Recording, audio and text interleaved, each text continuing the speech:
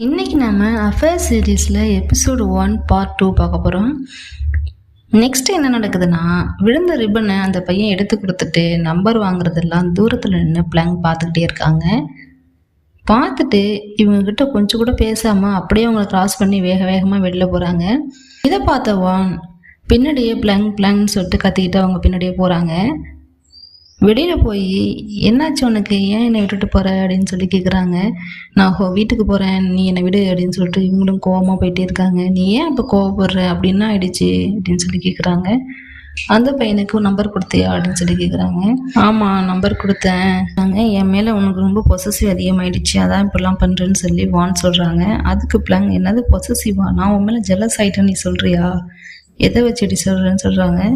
அதனால தான் என்கிட்ட யாராவது பசங்க பேச வந்தால் நீ அதை அவாய்ட் பண்ணுற அப்படிங்கிறாங்க. உடனே பிள்ளைங்க கோவமாயிடுறாங்க. எனக்கு உன் கூட வீட்டுக்கு வர விருப்பம் இல்லை, நம்ம 2 பேரும் தனித்தனியாக போகலான்னு சொல்லிட்டு கிளம்பிடுறாங்க. அங்கே போய் பார்த்தா ஃப்ராங்க் வந்திருக்கான். அதை கவனிக்காமல் கூட இவங்க சோஃபாவில் போய் கோவமாக உட்காந்துக்கிறாங்க. ஃப்ராங்க் எதையே நோட் பண்ணுறாரு. ஏன் இப்போ நீ கோவமாக இருக்க, வானுக்கு உனக்கு ஏதாவது பிரச்சனையான்னு சொல்லிட்டு கேட்குறாரு. அது எப்படி உனக்கு தெரியும், உனக்கு எப்படி தெரியும்னு சொல்லி இவங்க கேட்குறாங்க. 2 பேரும் தானே வெளில போனீங்க, நீ தனியாக வந்திருக்கனா, அப்போ வான் கூட தான் உனக்கு ஏதோ ப்ராப்ளம், இது கூடமா தெரியாதுங்கிறாங்க. சொல்லிவிட்டு அவங்கள எப்படி கூல் பண்ணுறதுன்னு யோசிச்சு, நான் உனக்கு ஒரு கிஃப்ட் வாங்கிட்டு வந்திருக்கேன்ல, அதை பார்த்தீங்கன்னா நீ எக்ஸைட் ஆகிடுவேன், ஹாப்பி ஆகிடுவேன்னு சொல்லிட்டு அந்த கிஃப்ட்டு கொடுக்குறாங்க. அந்த கிஃப்ட்டை பார்த்துட்டும் உண்மையிலே இவங்க ரொம்ப ஹாப்பி ஆகிட்டாங்க. ஜாலி அப்படின்னு சொல்லிட்டு ரொம்ப ஹாப்பியாக ஃபீல் பண்ணுறாங்க. இது எப்படி கிடச்சிது உனக்கு அப்படின்னு சொல்லி கேட்கும்போது, நான் ரொம்ப ரேரு, கிடைக்கவே இல்லை, ரொம்ப கஷ்டப்பட்டு வாங்கினேன்னு சொல்லி ஃப்ராங்க் சொல்கிறாரு. இப்படி ஒரு கிஃப்ட்டை நான் உனக்கு கொடுத்துருக்கேனே, நீ எனக்கு என்ன தர போகிறான்னு ஃப்ராங்க் கேட்குறாரு. அதுக்கு இவங்க, நீ ஏதோ பிளான் பண்ணிட்டு தான் சொல்கிற, என்ன வேணும்னு சொல்லு, நான் பண்ணுறேன்னு சொல்கிறாங்க. ஃப்ராங்க் என்ன சொல்கிறாருன்னா, நீ நெக்ஸ்ட் டைம் மூவிக்கு போகும்போது என்னையும் கூட கூப்பிட்டு போகணும், நம்ம 2 பேரும் சேர்ந்து மூவி பார்க்கலாம், அப்புறம் ஒரு டின்னர் அப்படிங்கிறாங்க. அப்படியா, நெக்ஸ்ட் டைம் நான் மூவிக்கு போகும்போது கண்டிப்பாக உன்னை இன்வைட் பண்ணுறேன், இப்போ தயவு செய்து இல்லை கிளம்பு அப்படின்னு சொல்லி துரத்துறாங்க.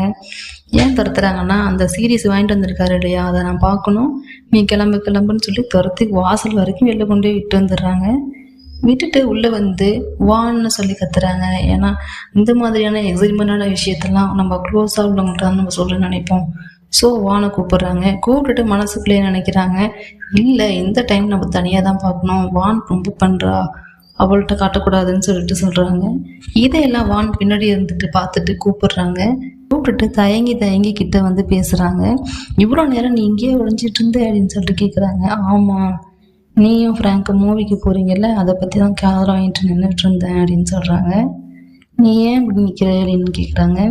சரி, ஐம் சாரி, நான் வேணும்னு சொல்லலை, என்கிட்ட யாராவது பேசுனா நீ கொஞ்சம் பொசசிவ் ஆகுற, அதை தான் சொன்னேன் அப்படிங்கிறாங்க.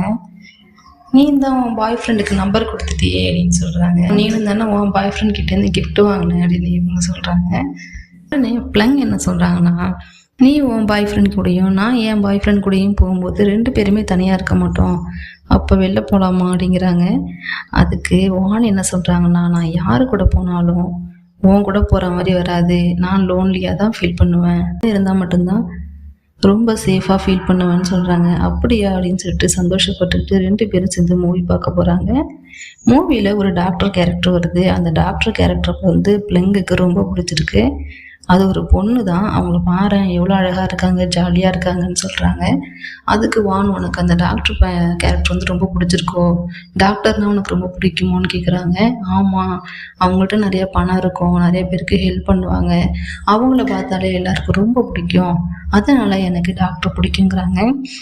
அதுக்கு வான் என்ன சொல்கிறாங்கன்னா, அப்போ நான் வேணா டாக்டர் ஆகிடவா, நான் என்ன ஆகுனே தெரியாமல் இருக்கேன்யா, நான் டாக்டர் ஆகிடுறேன் அப்படிங்கிறாங்க. அதுக்கு பிள்ளைங்க, நீ முதல்ல ஹோம்ஒர்க் முடிச்சியான்னு சொல்லி கேட்குறாங்க. இல்லையே, மூவி பார்த்துட்டு தானே போய் முடிக்கணுங்கிறாங்க. ஹோம்ஒர்க் முடி, அப்புறம் போய் டாக்டரேட் முடிக்கலாம்னு சொல்கிறாங்க. நீ என் மேலே நம்பிக்கை இல்லையா உனக்கு, ஒருவேளை நான் டாக்டர் ஆகிட்டேன்னா நீ என்ன பண்ணுவேன்னு சொல்லி கேட்குறாங்க. நீ என்ன கேட்குறியோ செய்கிறேன் அப்படிங்கிறாங்க. அதுக்கு வான், கண்டிப்பாக பண்ணணும், ப்ராமிஸ் பண்ணணும்னு சொல்கிறாங்க. சரி, ப்ராமிஸாக நீ என்ன கேட்குறியோ அதை நான் பண்ணுறேன் அப்படின்னு சொல்கிறாங்க. அப்படின்னா நான் கண்டிப்பாக டாக்டர் ஆகிடுவேன் அப்படின்னு சொல்கிறாங்க. தெரிஞ்சிருது. மறுநாள் காலையில் எழுந்திரிக்கிறதுக்கு முன்னாடி ஒரு சவுண்டை கேட்டு தான் எழுந்திரிக்கிறாங்க பிள்ளைங்க. என்ன சவுண்டுன்னு பார்த்தா, பார்த்து ஸ்டடி பண்ணுன்னு ஒரு சவுண்டு வருது. என்னன்னா ஃப்ராங்க் வந்து வானுக்கு சைக்கிளிங் கற்றுக் கொடுத்துட்ருக்காரு. ஸ்லோவான்னு சொல்லி சொல்லி கற்றுக் கொடுத்துட்ருக்காரு. இதை தூரத்துலேருந்து பார்த்துட்டு டென்ஷன் ஆனவங்க கிட்ட போய் ஃப்ராங்க்னு கத்துறாங்க. ஃப்ராங்க் இவங்க கத்துனதுனால ஹாய்னு சொல்லிட்டு சைக்கிளை விட்டுறாங்க. இதில் கீழே விழுந்தது வான் தான். கீழே விழுந்து அடிபட்டுரும் கையில். பார்த்துட்டு டென்ஷன் ஆகிடுவாங்க. ஃப்ராங்க் திட்டுவாங்க, ஏன் இதை கற்றுக்கிற சொன்னால் நானே கற்றுக் கொடுத்துருப்பேனேங்கிறாங்க. நீ தானே இந்த டாக்டர் கேரக்டர் வந்து சைக்கிளிங் பண்ணுறாங்கன்னு சொன்னேன், அதுக்கு தான் நான் இப்போ கற்றுக்கிட்டு இருக்கேன் அப்படிங்கிறாங்க. 2 பேரும் சிரிக்கிறாங்க. ஃப்ராங்க் வந்து ஒரு மாதிரியாக வானையே பார்த்துக்கிட்டு இருக்காரு. நீ இங்கே என்ன ஃப்ராங்க் பண்ணுறேன்னு சொல்லி ஃப்ராங்க் கேட்குறாங்க. ஃப்ராங்க் வந்து நான் ஆன்ட்டிக்காக ஒரு கிஃப்ட் வாங்கிட்டு வந்தேன், அந்த கிஃப்ட்டை கொடுக்கலான்னு தான் இவ்வளோ ஏர்லியராக வந்தேன் அப்படிங்கிறாங்க. மறுபடியும் ப்ராக்டிஸ் பண்ணலான்னு சொல்லிட்டு வானை கூப்பிட்றாரு. இங்கே பார்த்தல அவளுக்கு அடிபட்டிருக்கு, அவளை போய் திரும்ப கூப்பிட்றேன்னு சொன்னேன். இல்லையே பரவாயில்ல, அடிபட்டாலும் அவங்க நல்லா தானே இருக்காங்க, தைரியமாக தான் இருக்குது அந்த பொண்ணு, நீ ஏன் அப்படி சொல்கிறேங்கிறாங்க. உள்ளே அனுப்பிச்சி வச்சிடுறாங்க. அனுப்பி வச்சுட்டு ஃப்ராங்க் வந்து பிளங்க் கிட்ட அவளுக்கு பாய் ஃப்ரெண்ட் இருக்காங்களா அப்படின்னு சொல்லி கேட்குறாங்க.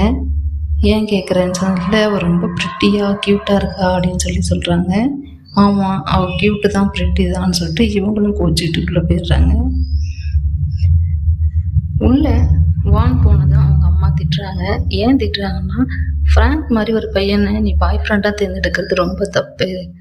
ஃப்ராங்க் வந்து நிறையா பணம் இருக்கிற பையன் தான், நான் இல்லைன்னு சொல்லு. ஆனால் அந்த பணத்தை எப்படி செலவு பண்ணுறோன்னு தெரியாமல் டைம் வேஸ்ட் பண்ணுவான். அந்த மாதிரி ஆள் உனக்கு தேவையில்லை. உனக்கு தேவையான ஆள் பணமும் வச்சுருக்கணும், மூளையும் இருக்கணும். 2 இருந்தால் தான் கரெக்டாக இருக்கும்னு சொல்கிறாங்க. அதுக்கு வான், எனக்கு பணம் காசுலாம் வேணாம், ஒரு நல்ல மனுஷனாக இருந்தால் போதும், என்னை பார்த்துக்க எனக்கு தெரியும்னு சொல்லி வான் சொல்கிறாங்க. ஓ அப்படியா, நீ அவ்வளோ பெரிய ஆளா, முதல்ல உன் ஸ்டடீஸை ஒழுங்காக முடினடி கிட்ட வந்து கோவமாக பேசுகிறாங்க. இதை தூரத்துலேருந்து பிளங்க் பார்த்துட்டு, வான் நீ காயத்துக்கு மருந்து போட்டியா, வா போய் போடலான்னு சொல்லி கூப்பிட்டு போயிடுறாங்க. அங்கே போய் மருந்து போடும் போது என்ன பேசிக்கிறாங்கன்னா, பிளங்க் வந்து இவங்களுக்கு ஃபர்ஸ்ட் எய்ட் பண்ணுறதை பார்த்து வான் சொல்கிறாங்க, பரவாயில்லையே ஒரு டாக்டருக்கே ட்ரீட் பண்ணுற அளவுக்கு நீ ஒரு டாக்டராக இருக்கியே அப்படின்னு சொல்கிறாங்க. 2 பேரும் கிண்டல் பண்ணி பேசிக்கிறாங்க. ஆமாம் இன்னைக்கு நான் தான் உனக்கு டாக்டர் அப்படின்னு சொல்கிறாங்க. வான் உடனே சொல்கிறாங்க, நான் சீக்கிரமே டாக்டர் ஆகிடுவேன், நீ மட்டும் உன் ப்ராமிஸை மறந்துடாதுங்கிறாங்க. ஒன்று அப்படியா, முதல்ல நீ டாக்டர் ஆகு, அப்புறம் நீ என்கிட்ட வந்து ஸ்ட்ரைட்டாக கேளு, உனக்கு என்ன வேணுமோ அதை நான் செய்கிறேன் அப்படின்னு சொல்லி பிளான் சொல்கிறாங்க. இப்படியே அவங்க பேசிகிட்டு இருக்கும்போது ஒரு ஃபோன் வருது. அந்த ஃபோன் யார்கிட்டேருந்து வருதுன்னா, அவங்க மியூசியமில் பார்த்தாங்களே ஏக்னு சொல்லிட்டு ஒரு ஆளை, அவன் தான் கால் பண்ணுறான். ஹாய் நான் ஏக் பேசுகிறேன்னு சொல்லி சொல்கிறான். ஏக்கா எனக்கு யாரும் தெரியாது ஏறிக்கிறாங்க. ஏன்னா அந்த கால் அட்டன் பண்ணது பிளாங்கு, எனக்கு யாரும் தெரியாது அப்படின்னு சொல்லிக்கிட்டு இருக்கும் போது இந்த பார்ட் முடிஞ்சு போயிடுது. மறுபடியும் நம்ம நெக்ஸ்ட் பார்ட்டில் மீட் பண்ணலாம். தேங்க்யூ, தேங்க்ஸ் ஃபார் வாட்சிங்.